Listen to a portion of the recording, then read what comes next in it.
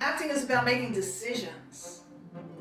It's about making choices. And so I remember my first acting scene. It was supposed to be this young girl in the late 1800s. And I'm in the park waiting for a gentleman to come. And I'm with my girlfriend. And we're supposed to be giddy about meeting this guy. I'm waiting for him, but as an actor, I made a choice to feed the pigeons while I'm waiting for him and talking to my girlfriend. So the acting teacher's like, "Whitney, what are you doing?" She stopped the scene. I said, I'm feeding the pigeons. She goes, "No, no, no. You're a young, beautiful girl in the late 1800s. You have a beautiful big hat and a parasol, and you're waiting for this lovely gentleman to come greet you. You're not going to be feeding the pigeons. You're going to be pinching your cheeks to make sure your cheeks are nice and rosy, and checking your hair and your hat and your little compact and your purse. And you're going to be all excited about meeting him, but you want to look just right." And I was like, "Well, to tell you the truth, if I was in Central Park waiting for a guy, I'd be feeding the pigeons, because I'm really not very girly."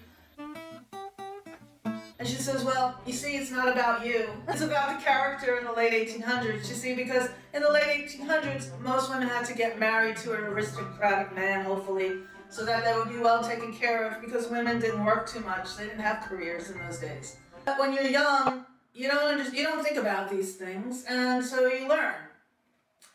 And I was like, "Yeah, okay, so now I understand."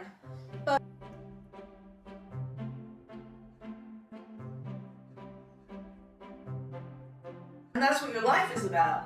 Your life is about making choices, and we don't always make the right choice. And then I had to do another scene. It was Barefoot in the Park by Neil Simon. And in this scene with this guy in his apartment, and we were arguing about something.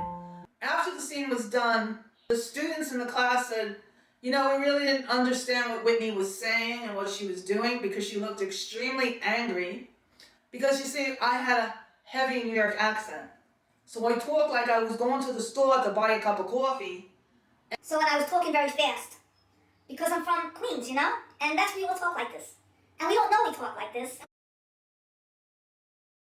And we don't know that we're young and very angry, because we're in a very angry environment, and we're in a very dangerous, New York was very dangerous and very tough, and you had to be tough and you had to be angry. And I wasn't angry, I was just scared.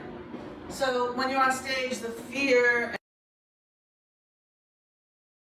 comes up, the embarrassment, everything comes up, and it's like humiliating, but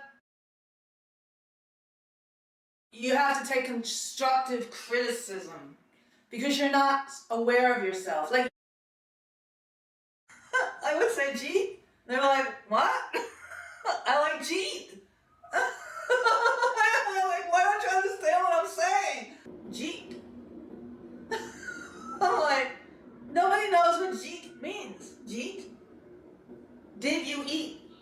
Oh, okay. I thought I said that. No, you said "Jeet." I'm like, okay. So, well, that's the way we say it at home in Queens. Jeet. Jeet? Jeet? Jeet? I would say "Jeet." They were like, "What?" I like "Jeet." I'm like, "Why don't you understand what I'm saying?"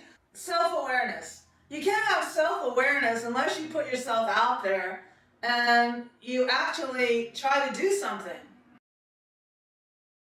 You have to take constructive criticism, because you're not aware of yourself. Like,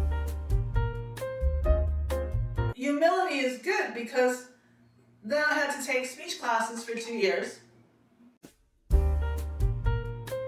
It's like my speech teacher is an amazing human being, because he had to teach people how to talk. We had to make sure that our tongue was in the right place. And when we say our vowels, like, it's not talk, it's talk. It's not coffee, it's coffee. And he had to go around to every person and make sure they did it correctly. And they weren't doing it correctly, because speech is very habitual. You have to unlearn that habit, which you've been doing for years and maybe decades of speaking a certain way, and then you have to learn how to speak all over again. And it took a really long time. And so, yeah, that was a great gift.